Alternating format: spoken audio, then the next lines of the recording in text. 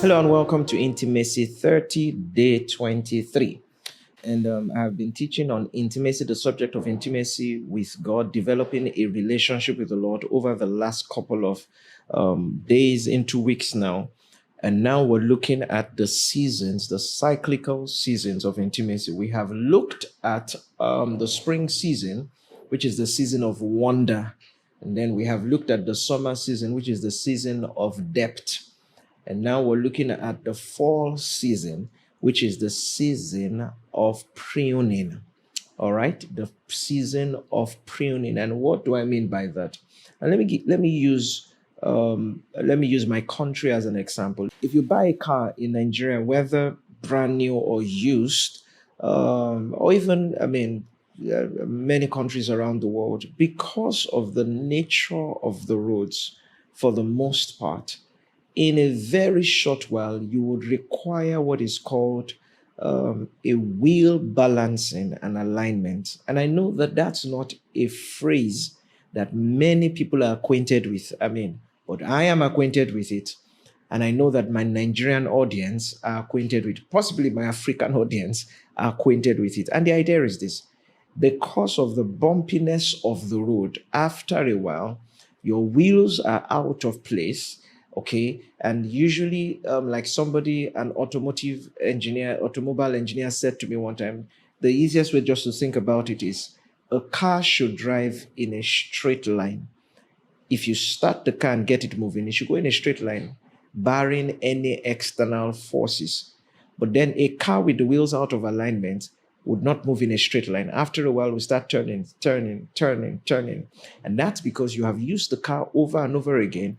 And by reason of the impact, the bad road, the driving, or just sheer long time use, the wheels are out of way and then does not drive straight anymore. It is exactly the same thing in our walk with the Lord. If you walk through this world, if you walk through this life, it is just a matter of time before your wheels are out of alignment. It's a matter of time you find out that you have picked up the wrong ideologies. Associations have spoken certain things into your mind. All right, you've heard things that has built certain thought patterns into your mind and others. And I really think that a lot of believers underestimate how much debt and garbage we just carry by passing through the world. I don't mean interacting with the world, just passing through the world. I think we underestimate how very polluted the environment we are in, that we live in, is. We totally underestimate it and the impact that it can have upon us. And so what happens is that whether you like it or not, there's going to come a time in your life and in your walk with God where the focus of what God is doing is more of pruning. You know, in John the 15th chapter, talking about this experience, Jesus said, and I think I should go there, John chapter 15. And you know why this is critical? Because when the Lord is dealing with you about things, chastening and correcting you, it doesn't look like intimacy. Because the idea that we have of intimacy many a times is lovey-dovey, cozy, and all the rest. But have you read the scripture where it says that if the Lord does not chastise you, the child that the one he does not chastise is a bastard? That's the way those are the words Paul used, not me. He said, the one whom he does not chastise is a bastard. He said, the Lord chastens the one that he loves, the son that he loves. In essence, one of the proofs of intimacy is chastening. Now, I know that this is completely opposite what many people consider to be intimacy. But one of the proofs of intimacy, one of the proofs that you have a depth of fellowship with the Lord, is that the Lord can chasten you and the Lord can correct you. If you look at John chapter 15, this is important. And you see, as you begin to study, you begin to see that we may have defined love only by the emotional components. And so many a times when people talk about, the overwhelming, never-ending love of God, usually, and I smile many a times because I know what most people are thinking about is just the emotional component of the love of God. And that's what makes them feel, they cry, they are weeping, they are doing. Can I say this to you, that the love of God can orchestrate situations that are completely uncomfortable for you, but it's for your best and to bring out the best in your life. This is what intimacy looks like sometimes. And this is the part that many people never, many people never understand that, never study about God. Because every time, now, can I say this to you? Did God stop loving Jesus at any point in time? No. But did he stop Jesus from going to the cross? No. Who sent him to the cross? God. It's important you think about that. Look at John chapter 15 and verse 2. It says, every branch in me that beareth not fruit, he taketh away. And every branch that beareth fruit, he prunes or he purges it, that it may bring forth much more fruit. That it may bring forth more fruit. All right. So usually in this season, God is doing a work of pruning, chastening, correction. It would almost seem as though the excitement is completely gone. All right. But what God is doing is you'll find out that belief systems, ideologies, philosophies that you may have picked up along the way, God begins to challenge them.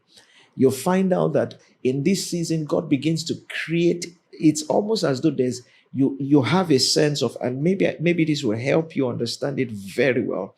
You have a sense of God is doing something, but I can't tell what he's doing.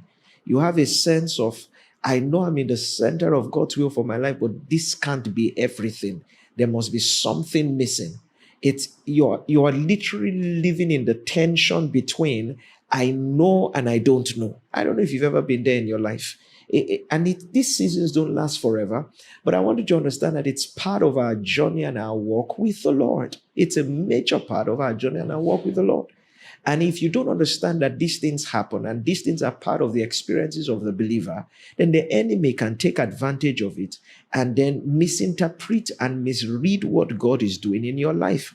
So in times like this, one of the first things you want to do is this. You want to understand the power of surrender, which means whatever God is, let me put it another way. In times like this, it almost seems as though your life is out of control. It would almost seem as though, now, if you think back, you will remember those kind of moments where it would almost seem as though everything is literally out of control. You want to lean into learning to surrender to the Lord, but this is as well the time where you learn to ask questions. You are not questioning God why, but you are asking him questions. You see, let me tell you this. We are not permitted to question God in the sense of questioning his intent and all the rest, but we are permitted to ask questions. This is the point where you start asking questions about, okay, so what is going on? Lord, show me more. All right. And then usually seasons like this draw you closer to the Lord more because of the inquiry and the search for meaning, for direction, and for purpose. That's really what happens in this time. And I sense very strongly, I do not know why, very strongly by the Spirit, that there's someone watching me right now. There's someone listening to me right now who that's where you are. You're in this season. Now, you may have heard the other things I shared and it was more academic for you and we're like, wow, oh yes, that's what was happening in 2002. But right now I'm talking about you. And you know that I'm talking about you. In fact, there's someone who is listening with tears in your eyes. And you're literally saying, listen, I know God is with me, but I'm not sure if he's with me. I know I can't explain what's happening and all the rest. Let me tell you how this season works. It works by worship, it works by surrender, and it works by inquiry. It works by worship, it works by surrender, and it works by inquiry. So you start asking. It is in times like this that God grants you a greater purpose for existence. Usually you are transiting from a level of vision and assignment to a greater level, to a higher level. Sometimes you have maxed out a certain phase and God is trying to bring you into a new season. And then there's that discontent, there's that gap within your heart and all the rest. Don't think that you have lost your steam with God. No, understand what is happening in this point in your life. And so you want to do three things, like I've already stated.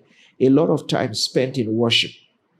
A lot of time spent in worship, learning to surrender to the Spirit of the Lord, to what he's doing in your life. And then lastly, learning the power of questions. You're not questioning the intent, the love of God towards you, but you are asking questions.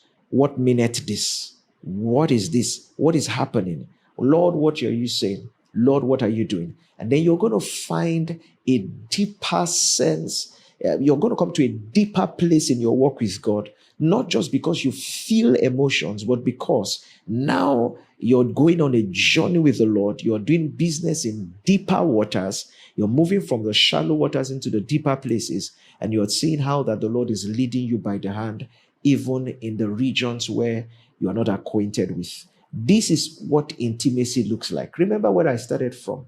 When I started teaching on these seasons of intimacy. In fact, this last 10 days that I started about 3 days ago, 2 or 3 days ago, what I call strong beats, because we're getting into some very critical aspects of the subject of intimacy.